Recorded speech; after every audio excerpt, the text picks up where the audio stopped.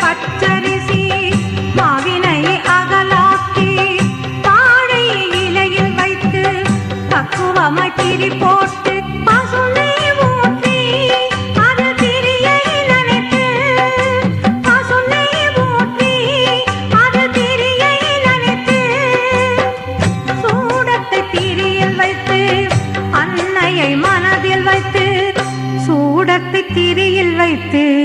அன்னையை மனதில் வைத்து மாவிளக்கை ஏற்றுங்கள் நோய் நொடியை போக்குங்கள் இருக்கன்குடி சன்னதியில் மாரியம்மன் முன்